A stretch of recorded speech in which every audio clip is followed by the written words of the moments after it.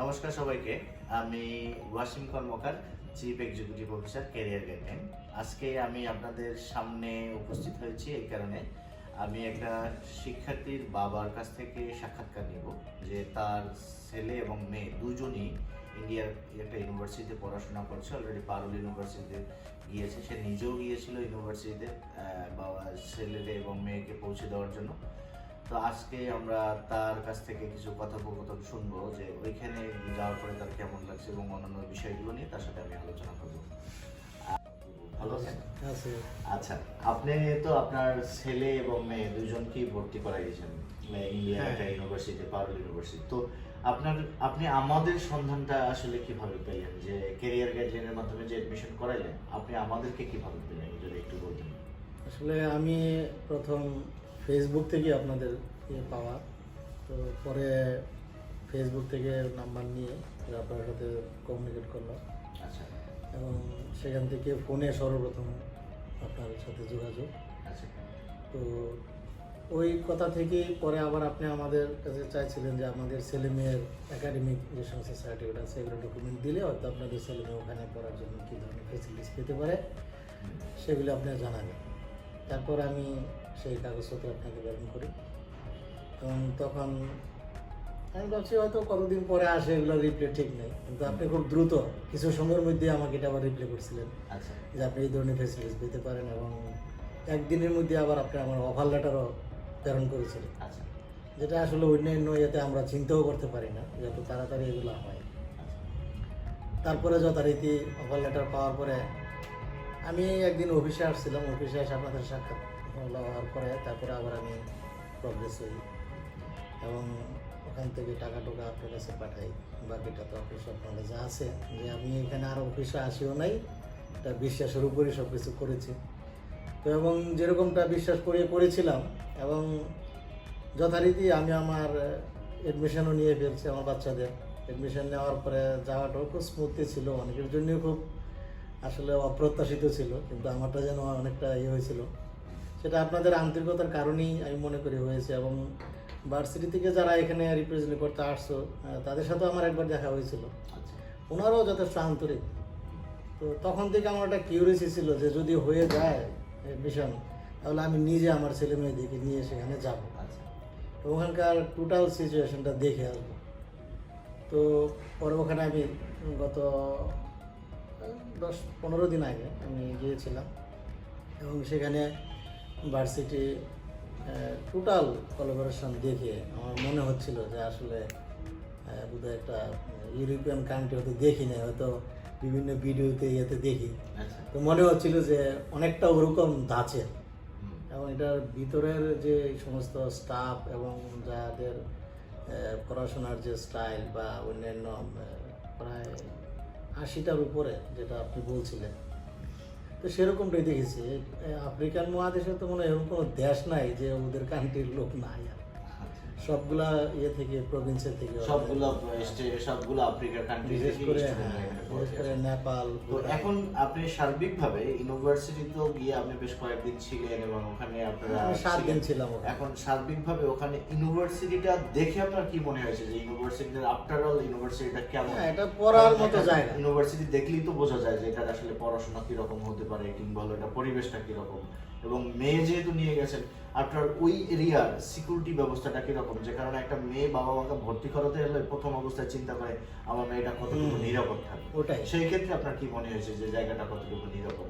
এটাই আসলে এইখানে তো এখন আসলে যে কারণে বলা যায় যে আসলে ওখানকার যে সিচুয়েশন, এবং আমার সবচেয়ে বেশি হচ্ছিল যে আপনি প্রথম বলছিলেন যে 50,000 স্টুডেন্ট ওখানে পড়াশোনা, আচ্ছা, যেটা আমার কাছে এটা আসলে বাস্তব মনে হচ্ছিল। কিন্তু ওখানে যাওয়ার পরে আমি দেখলাম যে আসলে এতগুলা ছেলে মেয়ে একসাথে গেট টুগেদার করছে, বাট এদের মধ্যে এরকম সুন্দর একটা পরিবেশ। এবং আর আপনি যেটা বলছেন সেটা আমি ডিটেলসে নাই বা গেলাম, সিকিউর বলতে বেশি করে মেয়েদের ওখানে আমি এটা কোনো আনসিকিউর ফিল করি নাই, এবং আমি নির্দ্বিধায় আমার মেয়ে ওখানে রেখে আসছি। এবং আরও যারা যারা ছিল তারা প্রত্যেকেরই স্বতঃস্ফূর্ত বলতে বাধ্য হয়েছে যে আমরা খুব ভালো আছি। তো এটা আমার কাছে খুব তা ভালো আপনি লাগছে। আপনার ছেলেটা হলো ওইখানে একটা ইসকনের বেজ আছে, ওই হ্যাঁ, আমি বেজটা ইসকন আর কি- সোসাইটির হ্যাঁ, ওইখানে সদস্য। একটা বেজে থাকে।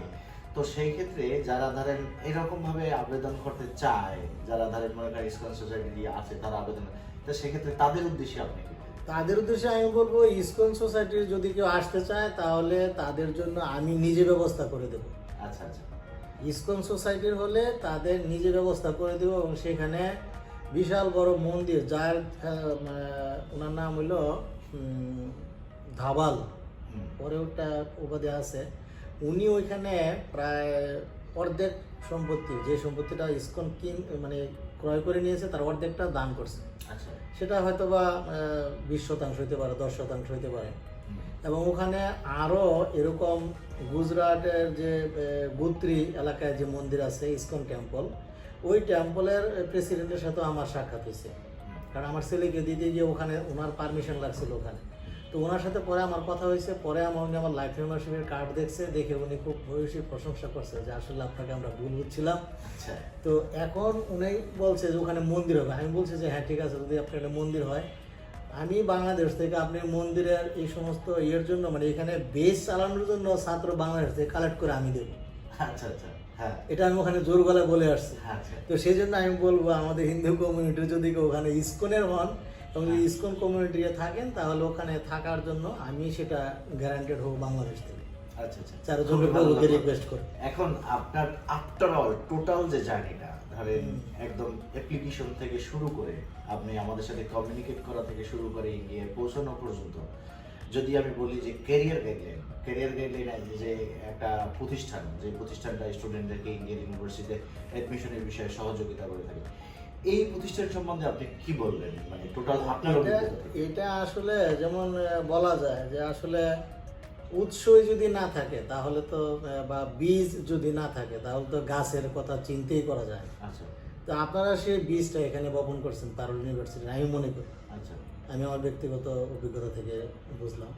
কারণ আপনার সাথে পরিচয় না হলে আমি ফেসবুকে ওই দেখে বা ইয়ে হলে আমি এখানে এরকম একটা প্রতিষ্ঠান আছে এটা যদি আমি না জানতে পারতাম তাহলে হয়তো ওইভাবে ইন্ডিয়ার সাথে কমিউনিকেট করে আমার ছেলে মেয়ে ওখানে আমি পাঠাইতে সাহস পেতাম।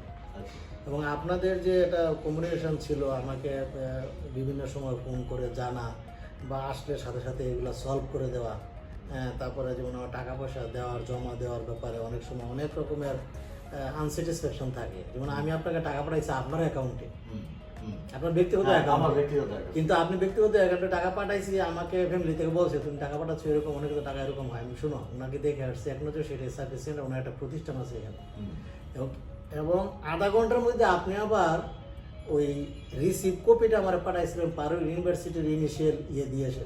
হুম, তাই আমি বলছি দেখো উনি এই কাগজটা উনি এখন ইন্ডিয়া থেকে এই করে আনছে, হুম, তাহলে এইখানে কত স্বচ্ছতা আছে। হুম। তবে আমি বলবো যে আপনারা যদি বাংলাদেশ থেকে যেতে চান অন্যদিকে কোনো চিন্তা ভাবনা করার দরকার নেই। এটা মানে আমি বলবো যে এখানে আপনারা আসেন, ওনারা যথেষ্ট আন্তরিকভাবে করেন এবং এটা আরও সুদূর প্রসারী হবে।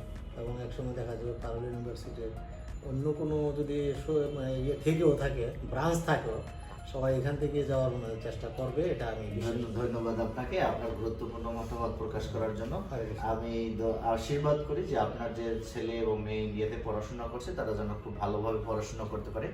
আর আমরা ইন্ডিয়ার বিশ্ববিদ্যালয়গুলোতে অ্যাডমিশন সংক্রান্ত কাজ করে থাকি। সকল ইউনিভার্সিটিতে আমরা অ্যাডমিশনের সকল কাজ একদম ফ্রি স্টুডেন্টদেরকে সহযোগিতা করে থাকি। আপনাদের কারো কোনো যদি সহযোগিতা দরকার হয় তাহলে ক্যারিয়ার গাইডলাইনের সাথে যোগাযোগ করবেন। ক্যারিয়ার গাইডলাইন বিগত 5 থেকে 7 বছর যাবত ইন্ডিয়ার ইউনিভার্সিটিতে অ্যাডমিশন সংক্রান্ত কাজ করে এবং ইন্ডিয়ার প্রত্যেকটা ইউনিভার্সিটিতে আমাদের অনেক স্টুডেন্ট পড়াশোনা করছে। ইন্ডিয়ার অনেক প্রান্তে, অনেক স্টেটে, অনেক জায়গায় আমাদের অনেক স্টুডেন্ট পড়াশোনা করছে। আমরা সকল স্টুডেন্টরা আন্তরিকভাবে সহযোগিতা করার জন্য চেষ্টা করি। ধন্যবাদ সবাইকে, ভালো থাকবেন।